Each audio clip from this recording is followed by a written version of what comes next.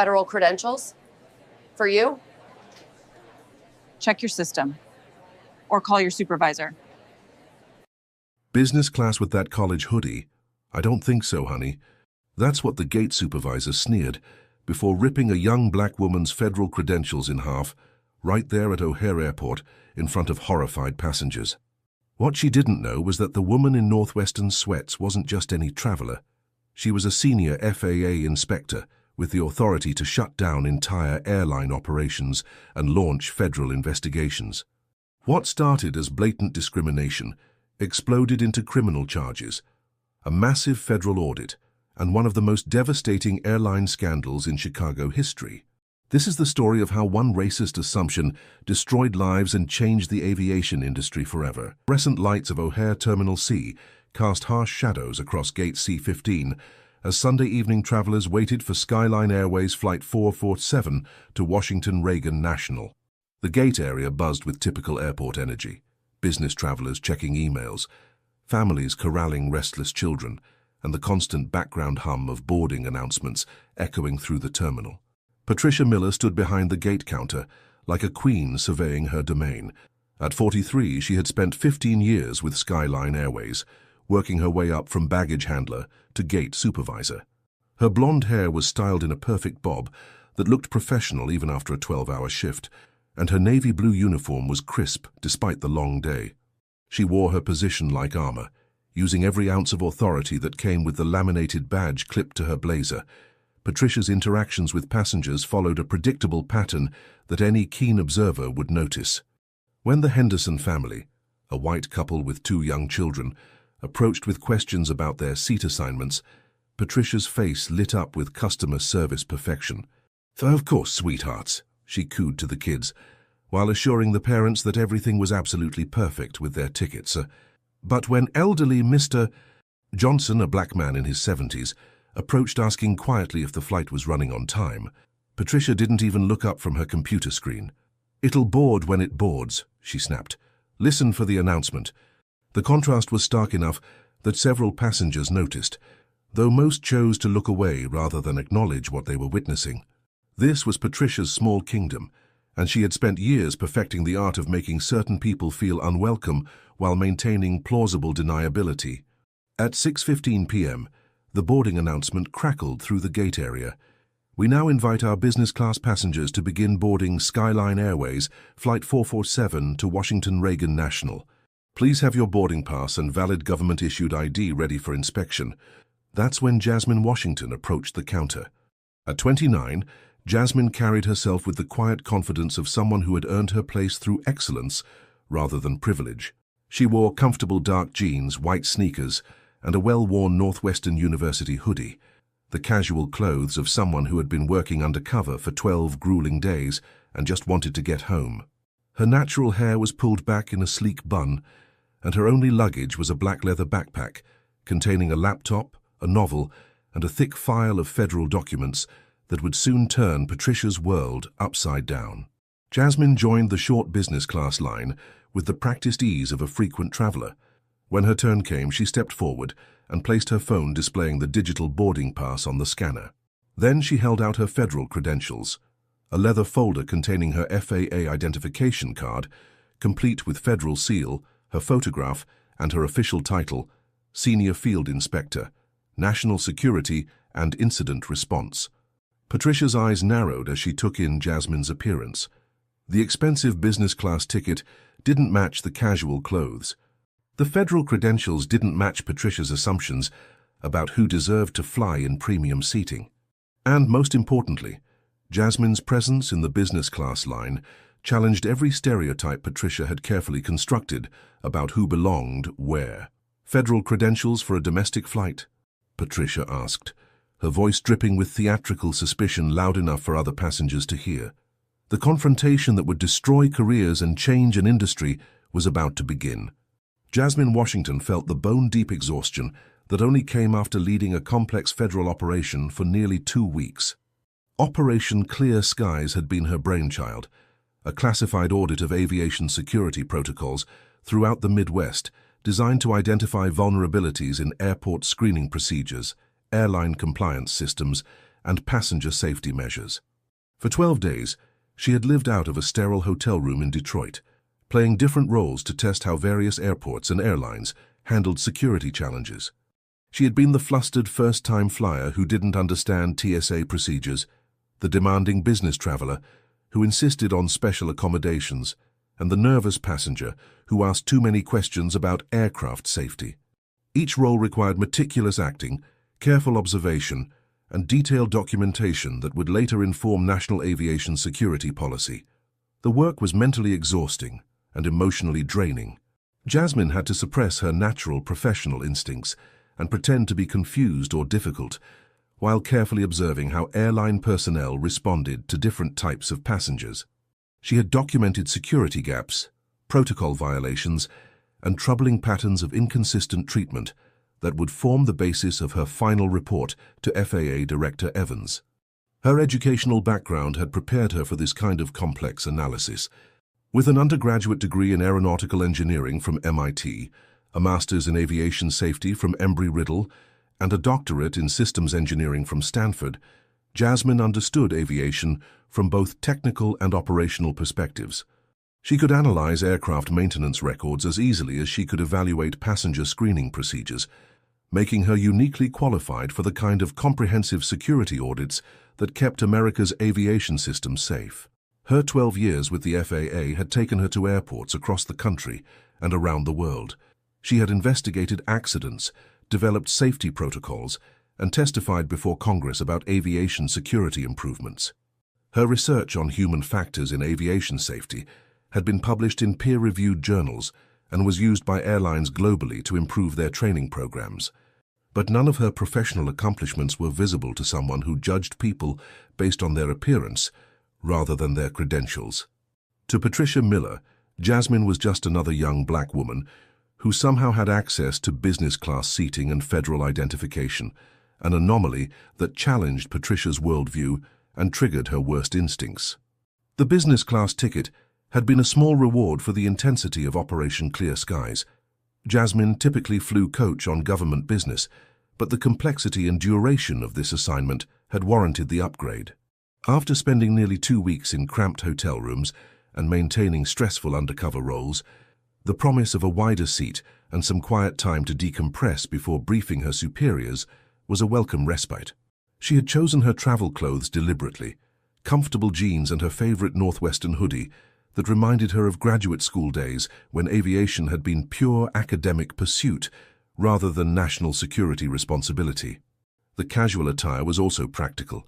After days of wearing business suits and carefully styled professional outfits for her undercover work, she just wanted to be comfortable for the flight home to Arlington, Virginia. Jasmine's apartment in Arlington was a sanctuary filled with aviation textbooks, framed degrees, and photographs from aircraft factories and airports around the world. Her neighbors knew her as the quiet professional who traveled frequently for work, but were unaware that she was responsible for ensuring the safety of millions of air travelers every year. As she stood in the business class line at O'Hare, Jasmine was looking forward to getting home, filing her preliminary report, and perhaps taking a few days off to recover from the intensity of Operation Clear Skies.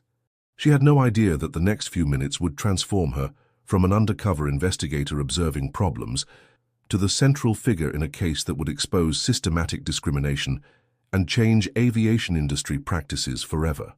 The federal credentials in her leather folder represented years of training, education, and service to her country. Patricia Miller was about to destroy them based on nothing more than racist assumptions. "It's my primary form of government identification," Jasmine replied evenly, maintaining the professional composure that had served her well through 12 years of federal service. "It's completely valid for domestic travel." Patricia took the leather folder with deliberate slowness, her manicured fingers handling it like it might be contaminated. She opened it and examined the FAA identification card with theatrical skepticism, holding it up to the light and squinting at the photograph as if she were a document authentication expert rather than an airline gate supervisor. "This picture doesn't look much like you," Patricia announced, her voice deliberately loud enough for the other passengers in line to hear. "You look different here, younger." The federal photograph was 3 years old, but it was unmistakably Jasmine, Same warm brown eyes, same determined expression, same professional bearing that had carried her through MIT, Stanford, and 12 years of federal service. "My appearance hasn't changed significantly," Jasmine said, keeping her tone light despite feeling the first stirrings of familiar anger. Patricia let out a short, derisive laugh that cut through the gate area's ambient noise. "Funny, you do look happier in this picture, more optimistic." She tapped her fingernail against the credentials with a sharp, clicking sound. "Senior Field Inspector, Federal Aviation Administration, Doctorate in, let me guess, Sociology, Women's Studies." The microaggressions were accumulating like kindling, each comment designed to diminish and delegitimize. Jasmine recognized the script from countless similar encounters. The questioning of credentials, the assumption that her advanced degrees must be in soft subjects, the implication that her federal position was somehow unearned or fraudulent. "My doctorate is in systems engineering from Stanford University," Jasmine stated clearly, her voice taking on the kind of professional authority that typically ended these conversations. "Is there a specific issue with my credentials, or may I board the aircraft?" The directness seemed to inflame Patricia rather than deter her. Her lips compressed into a thin line, and her eyes flashed with vindictive pleasure. "Actually, there is a problem. A big problem. I don't believe these credentials are legitimate." She held up the folder like evidence in a criminal trial. "Business class ticket, brand new federal ID, dressed like you're heading to a college football game. The whole thing just doesn't add up, honey." The credentials weren't new. The leather folder showed years of wear from countless airport security checkpoints, and the laminated ID card had the slight fading that came from regular use. But Patricia had already constructed her narrative, and facts were merely obstacles to be dismissed. Behind Jasmine, the business class line was growing longer as other passengers waited with increasing impatience.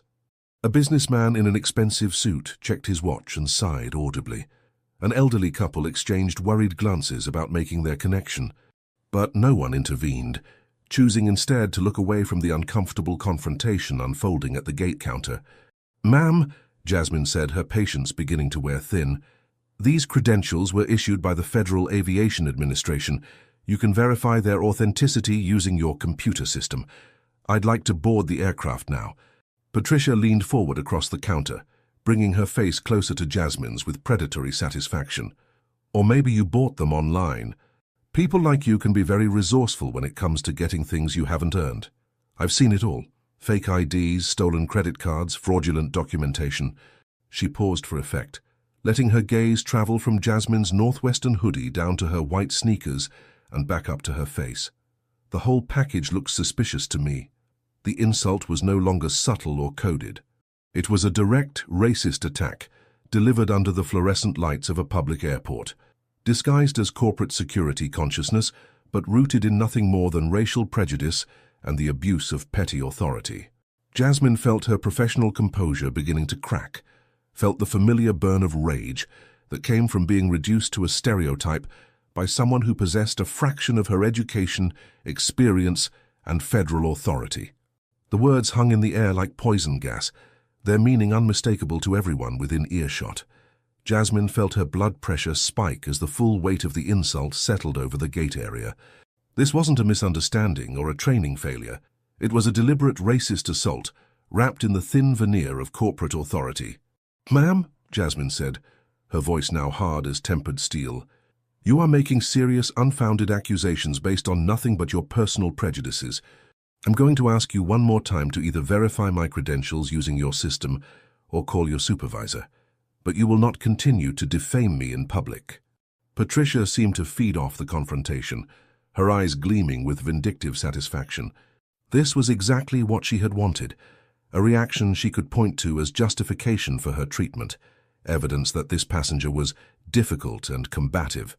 In her twisted logic, Jasmine's professional pushback proved that she didn't deserve respect or proper service. "Oh, I'll do more than call my supervisor," Patricia hissed, her voice dropping to a stage whisper that somehow carried more menace than shouting. "I'm going to resolve this fraud situation right now, before you can scam your way onto this aircraft." The business class line behind Jasmine had grown to 8 passengers, all of them watching the confrontation with varying degrees of discomfort and fascination. A young woman near the back of the line had quietly pulled out her phone, instinctively sensing that something significant was about to happen. Patricia held up Jasmine's federal credentials, like a prosecutor displaying evidence of a crime. The leather folder caught the harsh fluorescent light, and for a moment it seemed to represent everything that was about to be destroyed. Not just Jasmine's identification, but Patricia's career, Mark Stevens' management position, and Skyline Airways' corporate reputation. "These are obviously fake," Patricia announced to her captive audience. "The federal government doesn't issue credentials to people who dress like college students and try to sneak into business class. I've been doing this job for 15 years, and I know fraud when I see it." The logic was circular and nonsensical, but Patricia had moved beyond rational thought into the realm of performative authority. She was no longer a gate supervisor checking documents. She was a crusader, exposing what she believed to be deception, protecting her airline from what she saw as a scam artist who had somehow obtained convincing fake identification. Jasmine watched Patricia's face, seeing the moment when reasonable discourse became impossible. She had encountered this kind of escalation before in her federal work, the point where prejudice and authority combined into something dangerous and unpredictable. Her training had prepared her for hostile situations, but nothing had prepared her for having her own federal credentials questioned by someone whose only qualification was a corporate name tag. "Patricia," Jasmine said, using the name from the supervisor's badge in a deliberate attempt to personalize the interaction, "I understand you have security concerns, but destroying federal property is a felony. Think very carefully about what you're about to do." But Patricia was beyond thinking carefully. She was operating on pure prejudice and adrenaline, convinced that she was about to expose a fraud and protect her airline from a sophisticated scam. The warning about federal property only reinforced her belief that she was dealing with someone who knew just enough legal terminology to sound convincing. "Nice try," Patricia sneered, gripping the credentials tighter. "But fake lawyers always try to intimidate people with legal threats. I'm not falling for it." And with a sudden vicious twist of her wrists, a motion that took perhaps 2 seconds but would echo through the federal court system for years, Patricia Miller ripped Jasmine Washington's federal credentials cleanly in half. The sound was shockingly loud in the relative quiet of the gate area. Not just the tearing of leather and laminated plastic, but something deeper. The sound of a line being crossed, of federal authority being violated, of a crime being committed in broad daylight before dozens of witnesses. For a moment, there was absolute silence. The two halves of Jasmine's credentials fluttered from Patricia's fingers like wounded birds, landing on the scuffed counter with a finality that seemed to reverberate through Terminal C. The federal seal of the United States, now bisected by an act of petty malice, lay in pieces alongside Jasmine's photograph, split down the middle like a metaphor for everything that was about to be torn apart. The silence that followed was profound and unsettling. Every conversation in the gate area stopped mid-sentence. Children stopped fidgeting. Even the background hum of airport announcements seemed muted by the weight of what had just occurred. 50 pairs of eyes stared at the scene unfolding at Gate C-15, their owners struggling to process what they had just witnessed. Maria Santos, a 24-year-old graduate student in journalism at Northwestern, stood 4 people back in the business class line with her phone already recording. She had started filming when she heard Patricia's increasingly aggressive tone, recognizing the kind of confrontation that often went undocumented and unbelieved. Now she was capturing what would become one of the most significant pieces of evidence in a federal civil rights case. The businessman in the expensive suit, Robert Chen, a corporate lawyer heading home to D.C., felt his stomach drop as he realized he had just watched the commission of what appeared to be a federal crime. His legal training kicked in, and he began mentally cataloging details that might be important later. The time, the lighting, the number of witnesses, the clear view that multiple people had of the destruction of what appeared to be genuine federal credentials. An elderly white couple, Harold and Margaret Thompson, stood near the boarding counter with their first-class tickets clutched in weathered hands. They had been flying for 40 years and had never seen anything like this. Margaret grabbed Harold's arm instinctively, whispering, "That poor girl," under her breath, while Harold wondered if they should intervene somehow. The family with 3 young children, the Hendersons, who had received such warm treatment from Patricia just minutes earlier, stood frozen in horrified fascination. The parents exchanged glances over their children's heads, suddenly understanding that their positive interaction with the gate supervisor had been based on nothing more than the color of their skin. Patricia stood behind her counter with her chest puffed out, a triumphant expression spreading across her face like she had just delivered justice to the world. She crossed her arms and tilted her chin up, basking in what she believed was a moment of victory. In her twisted perception, she had exposed a fraud, protected the integrity of her airline, and put someone who didn't belong in their place. She was the hero of her own ugly narrative. But the passengers staring at her weren't seeing a hero. They were seeing something that made them deeply uncomfortable, a display of raw prejudice and abuse of authority that was impossible to deny or rationalize. The destruction of the credentials had been so deliberate, so unnecessarily vindictive, that even those inclined to give Patricia the benefit of the doubt were forced to confront the ugly reality of what they had witnessed. Young Marcus Williams, a college sophomore traveling home to see his family, felt a familiar knot in his stomach as he watched a successful black woman being humiliated and criminalized. He had experienced similar treatment himself, the extra scrutiny, the questioning of his right to be in certain spaces, the assumption that his presence was somehow fraudulent or unearned. Dr. Elizabeth Foster, a white emergency room physician who had been impatiently checking her watch moments earlier, now stood transfixed by the scene. Her medical training had taught her to recognize trauma, and she could see it unfolding in real time, not just in Jasmine's controlled reaction to having her federal credentials destroyed, but in the collective discomfort of everyone who had been forced to witness this act of institutional racism. The silence stretched on, heavy with implications and consequences that none of the witnesses could yet fully comprehend. They had just watched the destruction of federal property, but more than that, they had witnessed the kind of systematic discrimination that many of them had chosen to believe was a thing of the past. Maria Santos kept her phone steady, understanding that she was documenting history. If this story of systematic discrimination and ultimate justice moves you, please like this video and share it with someone who needs to understand how prejudice operates in our institutions. Your engagement helps us bring these important stories to light. Jasmine Washington did not react the way Patricia Miller expected. There were no tears, no angry outbursts, no satisfying breakdown that would justify Patricia's actions and confirm her narrative about difficult passengers who didn't belong in business class. Instead, Jasmine looked down at the destroyed credentials with an expression of calm assessment, as if she were studying evidence at a crime scene, because that's exactly what this had become, a crime scene. Slowly, deliberately, Jasmine raised her eyes and met Patricia's triumphant stare. What Patricia saw looking back at her wasn't the defeated expression she had anticipated. It wasn't the humiliation or fear that she had inflicted on countless other passengers over the years. Instead, she saw something that made her blood run cold: absolute stillness, laser focus, and the kind of controlled authority that comes from someone who holds real power and knows exactly how to use it. Patricia Miller's 15 years with Skyline Airways had been built on the systematic abuse of the minor authority that came with her position.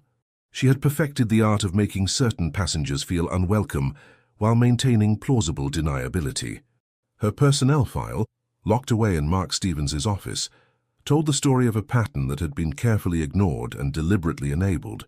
There was the complaint from Dr. David Martinez, a cardiologist who alleged that Patricia had questioned the authenticity of his medical credentials and suggested he might be more comfortable in coach seating. Stevens had filed it under personality conflict and given Patricia a verbal warning about being more diplomatic. There was the incident with the Johnson family, grandmother, parents, and 3 young children traveling to a family reunion, where Patricia had delayed their boarding for 45 minutes while she verified their tickets, even though the family had flown the same route annually for 5 years. The complaint had been marked resolved after Stevens offered them a small credit toward future travel. The pattern extended to Aisha Patel, a software engineer whose Indian name on her passport prompted Patricia to ask repeatedly if she was sure she was at the right gate. To Marcus Thompson, a college student whose scholarship travel voucher was scrutinized with such intensity that he missed his connection. To Dr. Angela Foster, a federal judge whose business class upgrade was questioned until she produced her judicial identification. Each incident had been handled the same way by Mark Stevens: minimize the complaint, offer a small gesture of compensation, remind Patricia to be more careful, and file the paperwork where it would be forgotten. He had enabled Patricia's behavior through willful blindness, choosing operational convenience over civil rights enforcement. The most damning evidence sat in Stevens's private email folder, messages between him and Patricia that revealed their shared views about passengers who didn't fit their expectations. "Some people are just looking for reasons to be offended," Stevens had written after the Martinez complaint. "Keep doing what you're doing. We can't let political correctness compromise security." Patricia's behavior wasn't an aberration. It was the inevitable result of a system that had been carefully constructed to protect discrimination while maintaining corporate deniability. Stevens provided the institutional cover, Patricia provided the frontline enforcement, and Skyline Airways provided the corporate structure that made it all possible. But none of this history was visible to the passengers watching the confrontation at Gate C-15. They saw only the immediate moment.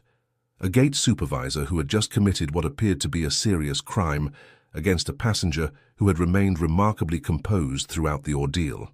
What they didn't understand was that Jasmine Washington's composure wasn't surprising. It was professional. She had spent 12 years investigating aviation security failures, documenting systematic problems, and building federal cases against institutions that prioritized convenience over compliance. Patricia Miller had just provided her with the most compelling evidence of systematic discrimination she had ever encountered, and she had done it on camera, in front of dozens of witnesses, with the destroyed federal credentials lying in pieces as physical proof of the crime. "I have just destroyed federal property," Jasmine said, her voice quiet but carrying with unnatural clarity through the silent gate area. Her tone wasn't angry or emotional. It was the voice of a federal investigator documenting evidence. Specifically the official credentials of a federal aviation inspector.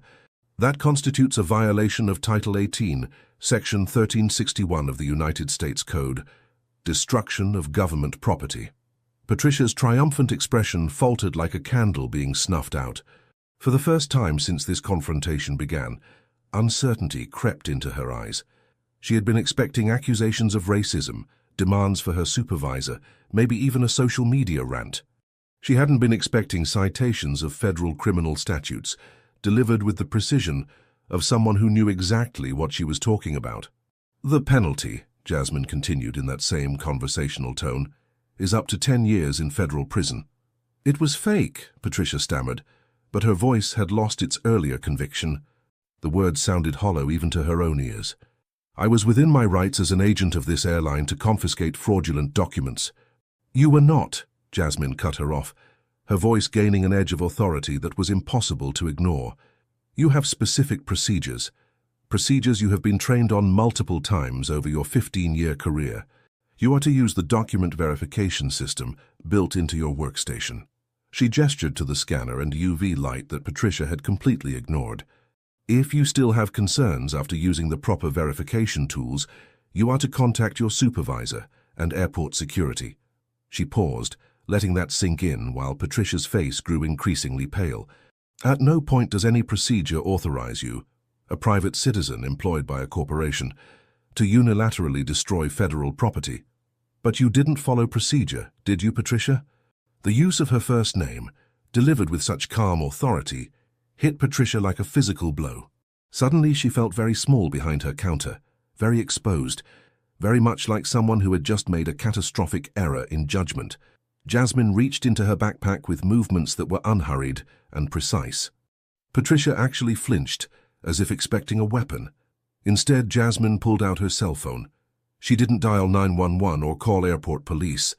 She tapped a single contact in her favorites list, a number that connected directly to the FAA's National Operations Center in Washington, D.C. As the phone began to ring, Jasmine spoke again, her voice still directed at Patricia but intended for every person within earshot. "Let me explain to you what you've done, Patricia. You didn't just break federal law. You have, with your discretion, compromised the very security you claim to be protecting." The phone clicked as someone answered on the other end. "An individual who demonstrates such poor judgment," Jasmine continued while the person on the phone waited, "who allows personal bias to dictate their actions and who is willing to escalate a routine interaction into a federal crime, is not a guardian of safety." They are a liability, a massive systemic liability that puts every passenger at risk. She brought the phone to her ear, her demeanor shifting into the crisp professionalism of a federal officer making an official report. Director Evans, this is Inspector Washington.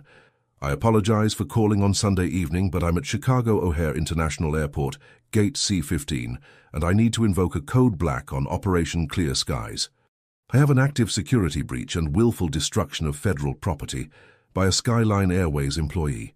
The mention of Operation Clear Skies and Director Evans sent a ripple of shock through the crowd of onlookers.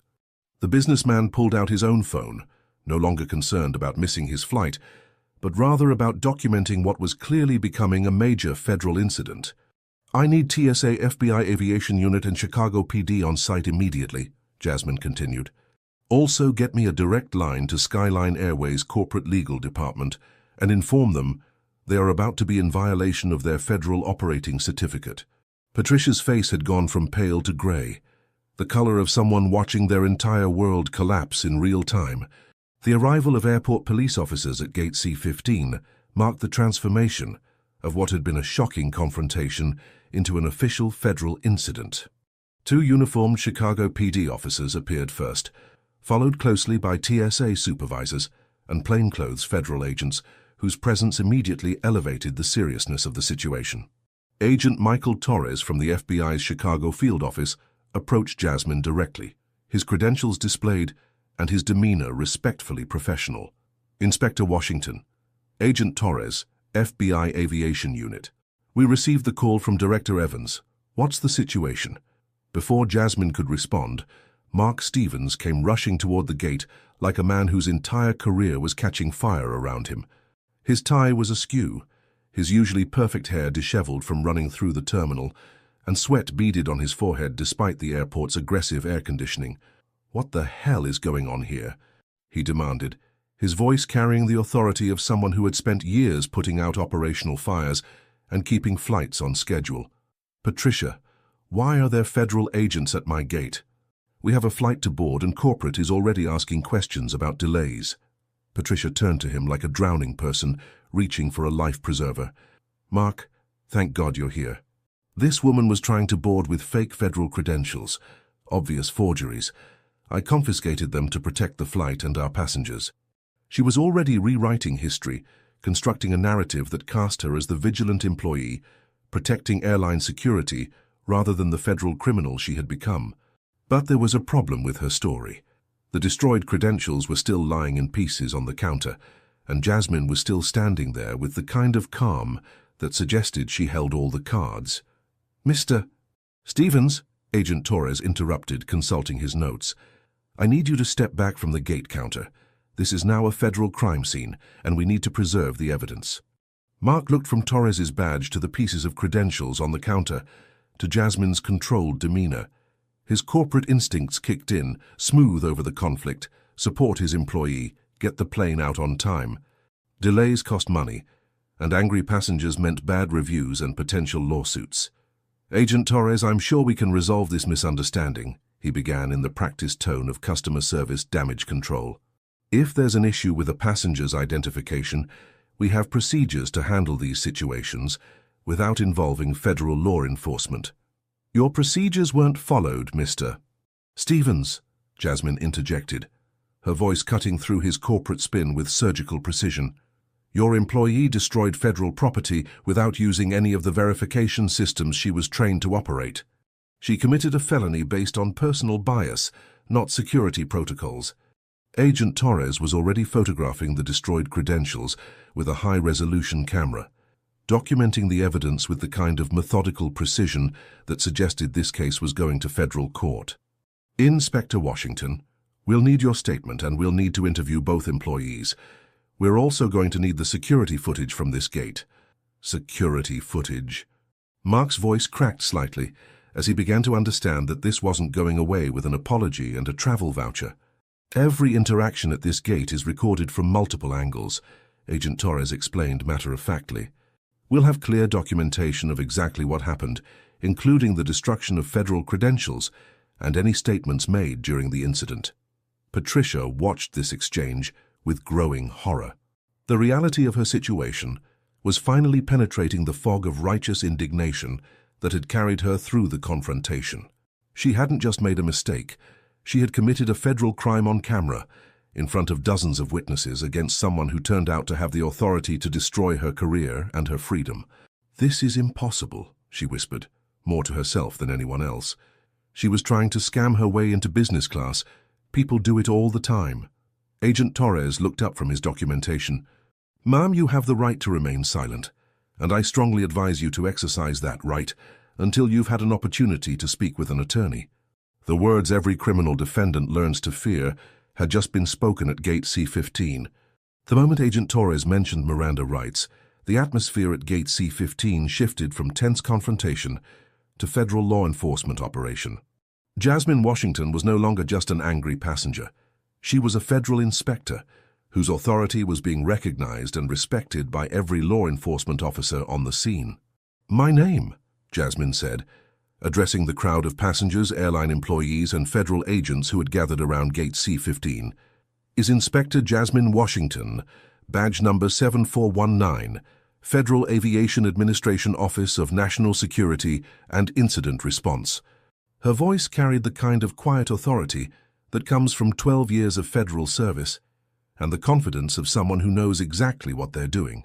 The passengers who had been watching this unfold as entertainment suddenly realized they had witnessed the federal government in action. For the past 12 days, I have been conducting Operation Clear Skies, a classified audit of aviation security protocols throughout the Midwest region. This operation was designed to identify vulnerabilities in airport screening procedures, airline compliance systems, and passenger safety measures. She gestured toward Patricia, who stood frozen behind the counter like a deer in headlights. "Ms. Miller's actions here today, her profiling of passengers, her disregard for established verification protocols, and her criminal destruction of my federal credentials, have provided a live, documented example of exactly the kind of systematic security failure we are here to identify and eliminate." The transformation was remarkable. 30 minutes earlier, Jasmine had been an invisible passenger in casual clothes, dismissed and humiliated by someone who saw only stereotypes. Now she stood in the center of a federal law enforcement operation, directing agents, documenting evidence, and exercising the kind of authority that could shut down airline operations. Agent Sarah Kim approached with evidence bags and a federal crime scene kit. "Inspector Washington, we've secured the gate area and we're ready to collect the destroyed credentials. We'll also need your statement for the federal prosecutor." "Document everything," Jasmine instructed with the precision of someone who had built federal cases before. "I want photographs from multiple angles, chain of custody documentation, and witness statements from every passenger who observed the incident." She turned to Mark Stevens, who looked like he was watching his career collapse in real time. "Mr. Stevens, I'm going to need access to Ms. Miller's personnel file, training records, and any complaint history. I'm also going to need security footage from this gate for the past 30 days and employee schedules for the current shift." I'll need to contact our legal department," Mark stammered. "You'll be contacted by federal prosecutors within the hour," Jasmine replied with the kind of certainty that comes from someone who understands how federal investigations work. "But right now, I need those records as part of an active federal security audit. Your cooperation will be noted in my report to Director Evans." The weight of federal authority was settling over Gate C-15 like a blanket, transforming what had been Patricia's domain into a crime scene under federal jurisdiction. Other Skyline Airways employees had begun gathering at a respectful distance, whispering among themselves as they watched their colleague being treated as a criminal suspect. Captain Michael Hayes, the pilot of Flight 447, appeared at the gate looking confused and concerned. He had been completing his pre-flight checklist when word reached him that his departure gate had become a federal investigation site. "What's the status of my flight?" he asked Agent Torres. "I have 147 passengers and crew ready for departure to Washington."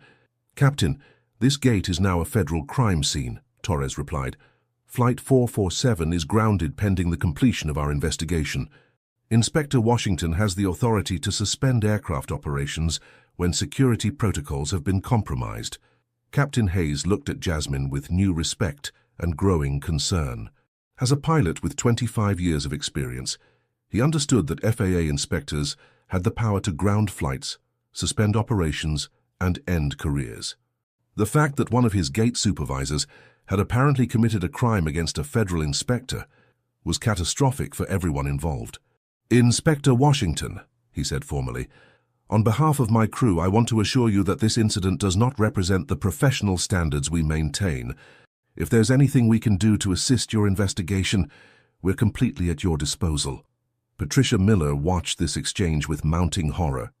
Everyone, federal agents, airline management, even the flight crew, was treating Jasmine with the kind of deference usually reserved for high-ranking officials. The woman she had dismissed as a fraud was clearly someone with real authority, and that authority was being deployed with devastating precision. "Thank you, Captain Hayes," Jasmine replied. "I'll need to interview you and your crew as part of this investigation.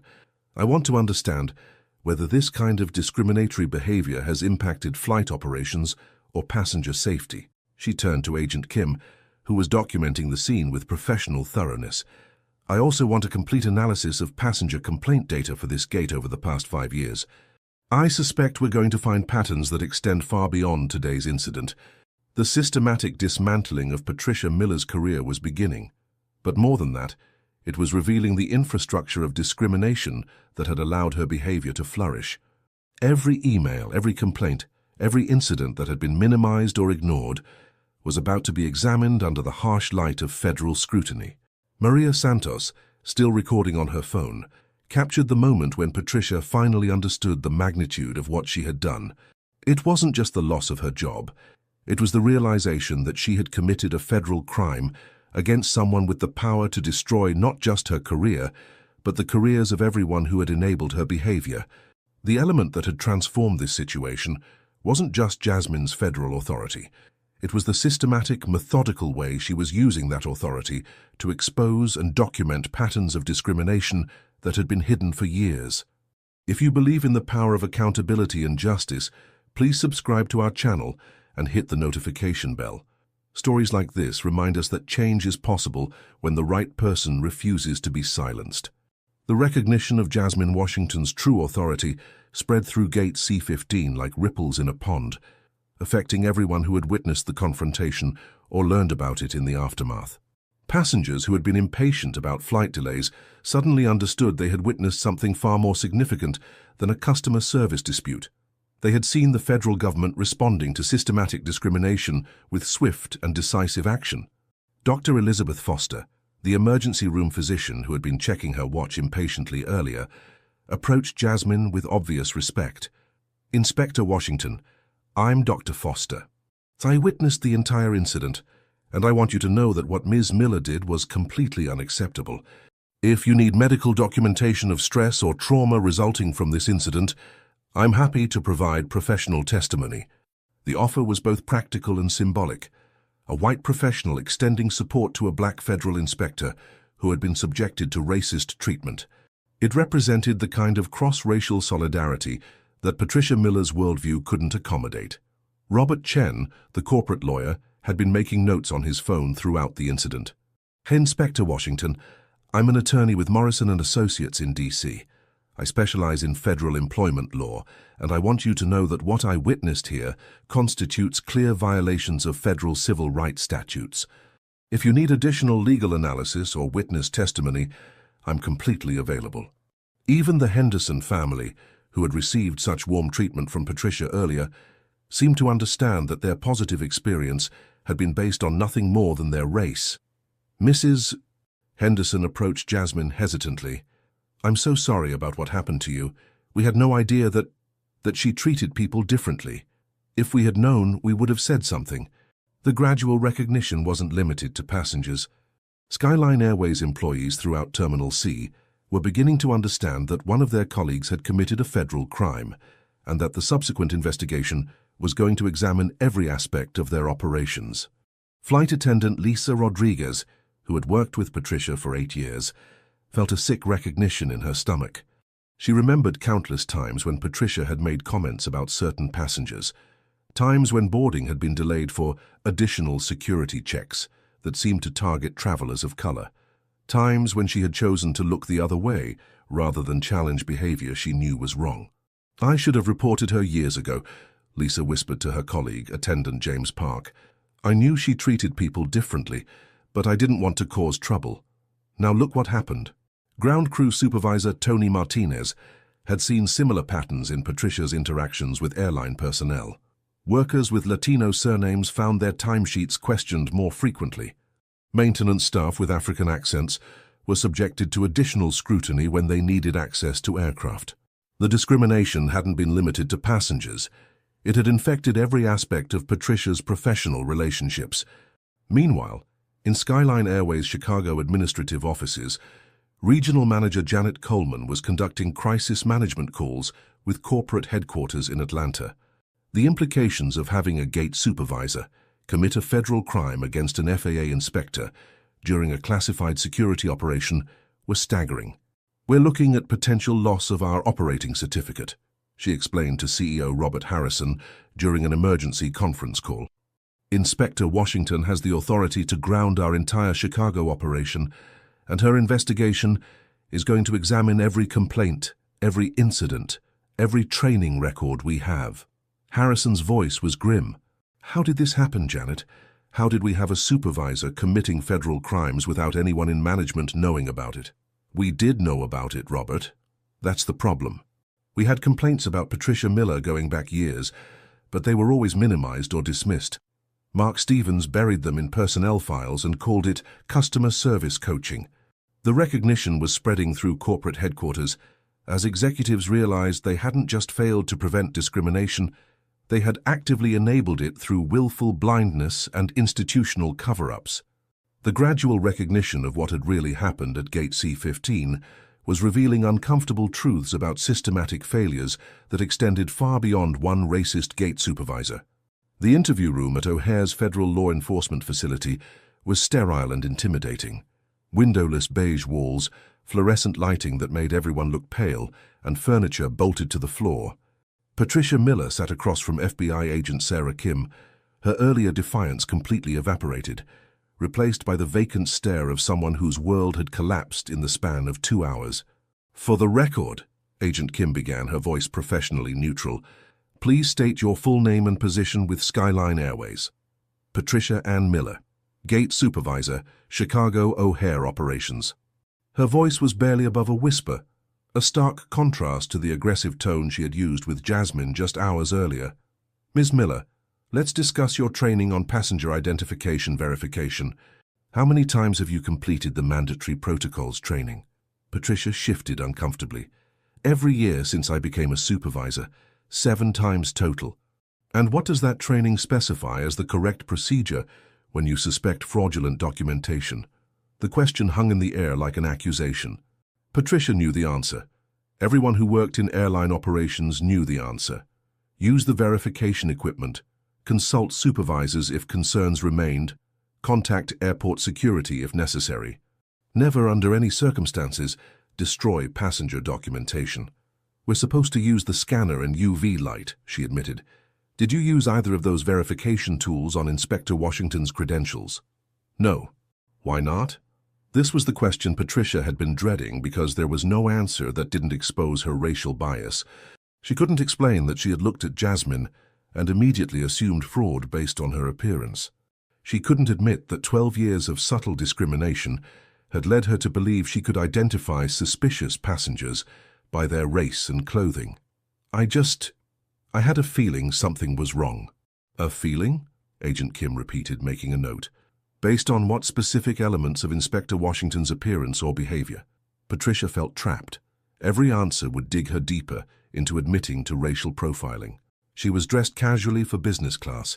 The credentials looked too new. Agent Kim pulled out a photograph, a close-up of Jasmine's destroyed credentials taken by federal forensics specialists. "According to our document analysis, these credentials show normal wear patterns consistent with regular use over several years. The leather folder has scuff marks and edge wear. What specifically looked too new to you?" The evidence contradicted Patricia's claims, exposing her justifications as fabrications created to mask racial bias. She stared at the photograph, unable to answer without admitting she had never actually examined the credentials carefully. "Ms. Miller, I'm going to ask you directly. Did you assume Inspector Washington's credentials were fraudulent because she is a black woman? The question hit like a physical blow. Patricia's mouth opened and closed silently as she struggled to find some other explanation, some rationalization that didn't involve admitting to racism. But the evidence was overwhelming. The witness statements, the security footage, her own words captured on multiple recordings. "I'm not a racist," she whispered. "But you treated Inspector Washington differently than you would have treated a white passenger in identical circumstances. I treat everyone the same." Agent Kim pulled out another file. "We've analyzed complaint data from your gate over the past 3 years. Passengers of color filed discrimination complaints at a rate 340% higher than white passengers. Your resolution rate for those complaints was 12%, compared to 67% for white passengers. How do you explain that statistical disparity?" Patricia felt like she was drowning in data that exposed the systematic nature of her discrimination. She had never seen the numbers laid out so starkly, had never been forced to confront the mathematical proof of her bias. "I don't know about statistics," she said weakly. "Ms. Miller, let me be very clear about what we've found. You have a documented pattern of discriminatory behavior spanning years. Tonight, that pattern culminated in you committing a federal crime against a law enforcement officer. You didn't just destroy Inspector Washington's credentials. You destroyed your own career and potentially endangered your employer's operating certificate." Agent Kim leaned forward slightly. "The question now is whether you're going to take responsibility for your actions or continue to deny what the evidence clearly shows." Patricia stared at the table, finally understanding that her small acts of daily discrimination had led her to this moment. Sitting in a federal interview room, facing years in prison, with her life in ruins. The secure conference room at O'Hare had been transformed into a federal command center, with multiple agencies coordinating what was rapidly becoming one of the most comprehensive airline investigations in recent history. Wall-mounted monitors displayed security footage, employee records, complaint databases, and maintenance logs that painted a damning picture of systematic failures at Skyline Airways. Jasmine Washington stood before a team of federal investigators, outlining the scope of what Operation Clear Skies had uncovered. "What we're seeing at Gate C-15 isn't an isolated incident," she began, her voice carrying the authority of someone who had spent 12 years identifying aviation security vulnerabilities. "It's a symptom of systematic discrimination that has been carefully cultivated and deliberately protected by management." Agent Torres handed her a thick folder containing email communications between Patricia Miller and Mark Stevens, spanning 2 years. "These are particularly damning, Inspector. They show clear coordination of discriminatory practices." Jasmine opened the file and read selected excerpts aloud to the assembled team. "From Stevens to Miller, dated 6 months ago. Don't worry about the complaint from the Johnson family.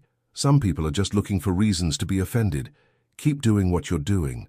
From Miller to Stevens, "The Martinez guy is questioning his seat assignment again. These people always think they deserve upgrades." The emails revealed a conspiracy, not the kind of grand conspiracy depicted in movies, but the mundane, everyday conspiracy of people who shared racist assumptions and used their institutional power to act on them. Each email was a piece of evidence that federal prosecutors would use to build a case for systematic civil rights violations, but the discrimination was only part of the story. FBI forensic accountants had been analyzing Skyline Airways maintenance records and had uncovered what appeared to be systematic falsification of safety inspections. Aircraft parts were being used beyond their certified lifespans. Mandatory safety checks were being signed off by mechanics who were off duty when the inspections supposedly took place. "This is where Patricia Miller's case becomes part of something much larger," Jasmine explained to the federal team. "The culture that enabled her discrimination also enabled safety violations. When you normalize cutting corners on civil rights, you normalize cutting corners on everything, including passenger safety." Agent Kim displayed a series of maintenance records on the main monitor. "We found at least 12 instances over the past 18 months where safety inspections were falsified. Parts that should have been replaced were marked as serviceable. Required maintenance was postponed beyond federal guidelines. The implications were staggering. Federal aviation regulations existed to prevent accidents, and systematic violations of those regulations put every passenger at risk." The FAA had the authority to ground entire airline fleets when safety violations were discovered, and the evidence suggested that Skyline Airways had been operating in violation of federal safety standards for months. "There's more," Agent Torres added, consulting his notes. "We've found evidence that similar practices exist at Skyline's operations in Denver, Miami, and Atlanta. This isn't just a Chicago problem, it's a corporate culture problem." Jasmine felt the weight of responsibility that came with uncovering systematic failures. Operation Clear Skies had been designed to identify security vulnerabilities, but it had revealed something far more dangerous, an airline that had prioritized profits over both civil rights and passenger safety. "We need to expand this investigation nationwide," she said. "Every Skyline Airways facility needs to be audited. Every maintenance record needs to be examined. Every employee complaint needs to be reviewed." She walked to the window overlooking O'Hare's runways, where planes continued to take off and land with clockwork precision. Most passengers would never know how close systematic corruption had come to compromising their safety, or how one racist gate supervisor's moment of vindictive cruelty had exposed failures that threatened the entire aviation system. "Patricia Miller thought she was protecting her airline from a fraud," Jasmine said quietly. "Instead, she exposed the fact that her airline was committing fraud against passengers, against federal safety regulations, and against the basic principle that civil rights apply to everyone." The complete revelation was devastating. Systematic discrimination had been the visible symptom of institutional corruption that threatened the safety of millions of travelers. The media explosion began within hours of Maria Santos posting her video to social media. What started as a graduate student sharing an incredible airport encounter on her personal accounts quickly became a viral phenomenon that dominated news cycles across the country and triggered immediate consequences for everyone involved. By midnight Eastern Time, Younger Gate C-15 was trending nationwide on every major social platform. The video had been viewed over 5 million times, shared by celebrities, politicians, and ordinary citizens who saw in Jasmine Washington's composed response a masterclass in dignity under pressure. The hashtag "The By Justice Served" accompanied thousands of posts celebrating the swift federal response to discrimination. Dr. Patricia Williams, a prominent civil rights attorney and professor at Georgetown Law, posted a detailed thread that was shared over 100,000 times. What we witnessed at O'Hare wasn't just racism. It was a federal crime committed against a law enforcement officer. This is exactly how systemic change happens, when institutional bias finally targets someone with the authority to fight back effectively. The video reached the desk of Attorney General Elena Rodriguez within 6 hours of being posted. As the nation's chief law enforcement officer, Rodriguez recognized the case's significance immediately, a clear-cut example of civil rights violations combined with destruction of federal property, all captured on high-definition video with dozens of witnesses. This is exactly the kind of case that allows us to demonstrate federal commitment to civil rights enforcement, Rodriguez told her staff during an emergency Sunday night meeting. "We have video evidence, federal jurisdiction, multiple violations, and a defendant who committed crimes against a federal officer. I want this prosecuted with everything we have." At Skyline Airways headquarters in Atlanta, the crisis management team had been working around the clock as their stock price plummeted and boycott threats multiplied. CEO Robert Harrison watched his company's reputation disintegrate in real time as news outlets picked up the story and civil rights organizations called for investigations. "We're down 23% in after-hours trading," CFO David Chen reported during an emergency board meeting. "Every major news network is running the story." The NAACP has issued a statement calling for a federal investigation of our employment practices. "We're getting boycott threats from multiple civil rights organizations." The immediate financial impact was staggering, but the long-term implications were even worse.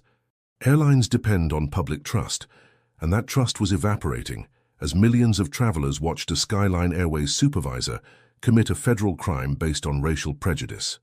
Social media analysis showed the sentiment was overwhelmingly negative.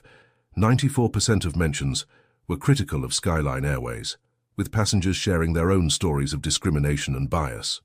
The hashtag #BoycottSkyline was gaining momentum as travelers committed to choosing other airlines, until Skyline demonstrated meaningful reform. Patricia Miller's personal consequences were immediate and devastating. Within 12 hours of the incident, she had been fired by Skyline Airways, arrested by federal agents and charged with destruction of federal property and civil rights violations. Her bail was set at $50,000, with conditions that included surrender of her passport and regular check-ins with federal probation officers. Local news crews had gathered outside her suburban Chicago home, forcing her family to deal with the sudden notoriety of having a federal criminal in their midst. Her husband, a postal worker, faced questions from his supervisors about his wife's arrest. Her teenage daughter was subjected to social media harassment as classmates recognized her mother from the viral video. Mark Stevens faced even more serious consequences. As Patricia's supervisor, he was charged with conspiracy to violate civil rights and criminal negligence related to the falsified maintenance records. Federal prosecutors argued that his years of enabling discriminatory behavior while covering up safety violations made him a central figure in systematic corruption. The immediate reactions revealed how quickly individual acts of discrimination could escalate into national controversies when they were captured on video and involved federal law enforcement. The speed of social media meant that consequences arrived with unprecedented swiftness and severity. Within 24 hours, Patricia Miller had gone from gate supervisor to federal defendant. Skyline Airways had lost over $1 billion in market value, and the case had become a national symbol of both persistent discrimination and effective federal response. 6 months after Patricia Miller tore up Jasmine Washington's federal credentials, she stood in a federal courthouse in Chicago wearing an orange jumpsuit and shackles, listening as Judge Margaret Thompson delivered her sentence. The courtroom was packed with journalists, civil rights advocates, and airline industry professionals who understood they were witnessing a landmark case in transportation discrimination. "Ms. Miller," Judge Thompson said, her voice carrying the weight of federal authority, "you have pleaded guilty to destruction of federal property and violation of civil rights under color of law. These are serious crimes that strike at the heart of our constitutional principles." The plea agreement that Patricia's lawyer had negotiated was devastating but realistic. She would serve 18 months in federal prison, followed by 2 years of supervised probation, and would be permanently barred from working in any transportation-related position. The federal conviction would follow her for the rest of her life, making employment in customer service positions virtually impossible.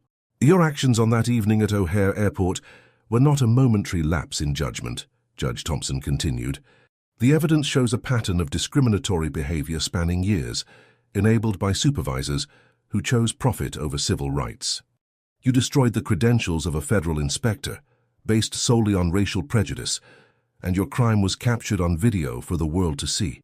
Patricia's family sat in the back of the courtroom, her husband and teenage daughter trying to process how their wife and mother had become a symbol of institutional racism. The financial consequences had been immediate. Legal fees, loss of her $65,000 annual salary, and the impossibility of finding new employment with a federal conviction for civil rights violations. Mark Stevens had received an even harsher sentence 3 weeks earlier. His role in enabling Patricia's discrimination, while simultaneously covering up safety violations, earned him 3 years in federal prison. Federal prosecutors had been particularly harsh with Stevens because his supervisory position made him responsible not just for Patricia's individual crimes, but for creating the culture that made those crimes inevitable. Mr. Stevens chose management convenience over civil rights enforcement, prosecutor Amanda Richardson had argued during his sentencing hearing. His willful blindness to systematic discrimination created the conditions that led to federal crimes being committed against passengers and federal investigators. The Department of Justice had used the Skyline Airways case to send a message about federal commitment to civil rights enforcement in transportation. Attorney General Rodriguez personally announced the formation of a new Civil Rights in Transportation Task Force, with Jasmine Washington as its director, specifically designed to investigate and prosecute discrimination in airlines, airports, and related industries. Skyline Airways faced the most comprehensive punishment in aviation history. The Federal Aviation Administration imposed a $75 million fine, the largest civil rights penalty ever levied against an airline. More significantly, the company was placed under federal oversight for 5 years, with court-appointed monitors reviewing every hiring decision, training program, and complaint resolution process. The federal consent decree required Skyline to establish a $25 million compensation fund for passengers who had been subjected to discriminatory treatment over the previous 5 years. Independent investigators identified over 3,000 passengers who qualified for compensation, with awards ranging from $500 for minor incidents to $50,000 for cases involving missed flights, family separations, or particularly egregious treatment. CEO Robert Harrison had been forced to resign, along with 3 other senior executives who were found to have knowledge of discriminatory practices. The company's board of directors was restructured to include civil rights experts and community representatives, fundamentally changing the corporate culture that had enabled systematic discrimination. The justice wasn't just punitive, it was transformative. New federal regulations required all airlines to implement bias training, establish independent complaint review processes, and submit annual civil rights compliance reports to the Department of Transportation. The Patricia Miller case had created precedent that would protect millions of travelers for decades to come. As Patricia was led away to begin her federal prison sentence, civil rights advocates in the courtroom understood they had witnessed something rare, a case where discrimination faced swift, comprehensive, and meaningful consequences that would deter similar behavior throughout the industry. If this story of accountability and systematic change inspires you, please leave a comment sharing your thoughts on how we can continue fighting discrimination in all its forms. Your engagement helps these important stories reach more people who need to hear them. 1 year after the incident at Gate C-15, the transformation of airline industry practices was unprecedented and far-reaching. The Patricia Miller case had created a ripple effect that extended well beyond Skyline Airways, forcing the entire aviation industry to confront systematic discrimination that had been ignored or minimized for decades. The Federal Aviation Administration's new Civil Rights in Transportation Task Force, led by Jasmine Washington, had conducted comprehensive audits of 12 major airlines and found disturbing patterns at 8 of them. The investigations revealed that discriminatory treatment wasn't limited to passenger interactions. It extended to hiring practices, promotion decisions, crew assignments, and even maintenance crew schedules. What we discovered, Jasmine explained during a congressional hearing on transportation discrimination, was that bias in passenger treatment was often a symptom of broader institutional problems. Airlines that discriminated against black and brown passengers also had fewer black and brown employees in leadership positions, lower diversity in their pilot programs, and significant disparities in disciplinary actions. The congressional hearing room was packed with airline executives, civil rights advocates, and affected passengers who had been empowered by the Miller case to come forward with their own stories. Representative Maria Gonzalez, chair of the House Transportation Committee, used the hearing to announce new federal legislation requiring mandatory bias training for all airline personnel and independent oversight of complaint resolution processes. Delta Airlines, United Airlines, and American Airlines had voluntarily implemented comprehensive civil rights reforms before federal audits could find violations. The industry had learned from Skyline's devastating experience that proactive change was far less costly than reactive compliance after federal intervention. The training programs developed in response to the Miller case went far beyond traditional diversity seminars. They included scenario-based learning, where employees practiced identifying and interrupting discriminatory behavior, data analysis showing how bias affected customer satisfaction and safety, and personal accountability measures that tied performance evaluations to civil rights compliance.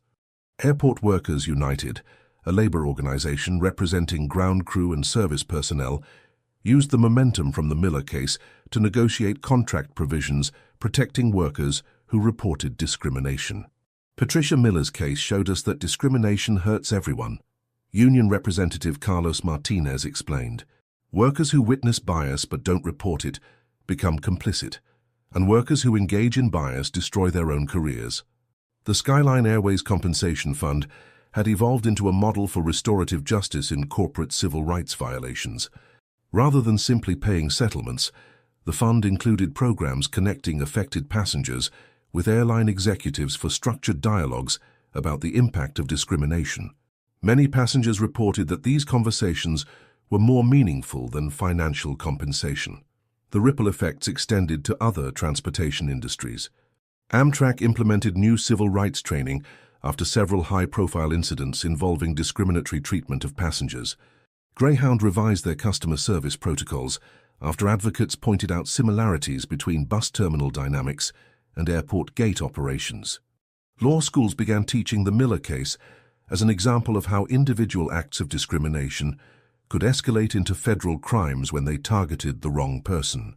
The case demonstrates that civil rights violations aren't just morally wrong, they're legally dangerous, Professor David Kim explained to his civil rights law students at Northwestern University. The institutional changes weren't limited to formal policies. Employee surveys at major airlines showed significant shifts in attitudes about discrimination reporting. Before the Miller case, only 23% of airline employees said they would report discriminatory behavior by colleagues. After comprehensive training and policy changes, that number had risen to 78%. Most significantly, passenger complaint data showed measurable improvements in treatment across demographic groups. The disparities that had been documented in discrimination reports were narrowing as airlines implemented systematic changes to prevent bias rather than simply responding to it after the fact. The transformation proved that individual accountability could drive institutional change when it was supported by federal enforcement, media attention, and sustained advocacy pressure. 3 years after Patricia Miller's fateful decision to tear up federal credentials at Gate C-15, Jasmine Washington stood at a podium in the Hart Senate office building, addressing a packed congressional hearing room about the long-term impact of civil rights enforcement in transportation. Behind her, a large screen displayed statistics showing dramatic improvements in airline discrimination complaints, passenger satisfaction scores among travelers of color, and diversity metrics in aviation industry employment. The events at Chicago O'Hare on that Sunday evening were not just about one gate supervisor's racist assumptions, Jasmine testified, her voice carrying the authority of someone who had spent 3 years transforming an industry. They were about the systematic failures that occur when institutions prioritize convenience over civil rights, when supervisors enable discrimination through willful blindness, and when employees believe they can treat passengers differently based on the color of their skin. The hearing room included airline executives, civil rights leaders, affected passengers, and even some former Skyline Airways employees who had been transformed by the comprehensive reforms implemented after the Miller case. The audience represented a cross-section of American society, united by the understanding that transportation discrimination affected everyone's freedom of movement. Senator Elizabeth Warren, the hearings chair, had requested specific data about the Miller case's long-term impact. Inspector Washington, can you quantify the changes we've seen in airline industry practices since your investigation began? Jasmine consulted her prepared testimony. Discrimination complaints in aviation have decreased by 67% industry-wide. More significantly, the resolution rate for complaints filed by passengers of color has increased from an average of 31% to 84%, indicating that airlines are taking these issues seriously rather than dismissing them. The numbers represented millions of travelers who would be treated with dignity rather than suspicion, families who could fly without fear of humiliation, professionals who could travel for business without having their credentials questioned based on racial assumptions. The Patricia Miller case had become a standard reference point in civil rights law, taught in law schools alongside landmark cases like Brown versus Board of Education and Heart of Atlanta Motel versus United States.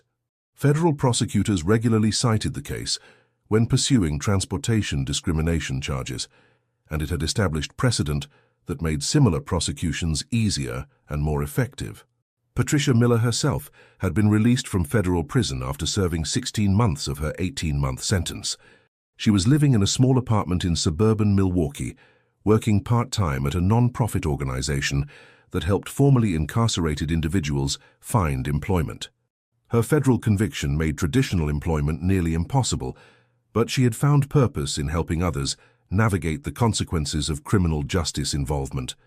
"I destroyed my life in 30 seconds, she had written in a letter to Jasmine, part of a restorative justice program designed to help offenders understand the impact of their crimes. But maybe something good can come from my mistake, if it helps other people understand how quickly prejudice can escalate into federal crimes. Skyline Airways had not only survived the crisis, but had emerged as an industry leader in civil rights compliance. Under new leadership and comprehensive federal oversight, the airline's customer satisfaction scores had actually improved, as employees learned that treating all passengers with dignity created better working conditions for everyone. The Gate C-15 memorial plaque, installed by O'Hare Airport Authority, bore a simple inscription: "In recognition of the dignity of all travelers and the courage of those who stand up for civil rights." Thousands of passengers walked past it daily, most unaware of the dramatic events that had occurred at that spot. As Jasmine concluded her congressional testimony, she reflected on how individual moments of courage could create lasting institutional change. The Miller case proved that civil rights enforcement isn't just about punishing discrimination. It's about creating systems that prevent discrimination from occurring in the first place. The legacy was clear. When institutions are held accountable for discrimination, when federal law enforcement takes civil rights seriously, and when individuals refuse to accept unequal treatment, systematic change becomes not just possible, but inevitable. That's the story of how one moment of courage changed an entire industry. Thank you for watching, and remember, your voice matters. Until next time, keep standing up for what's right.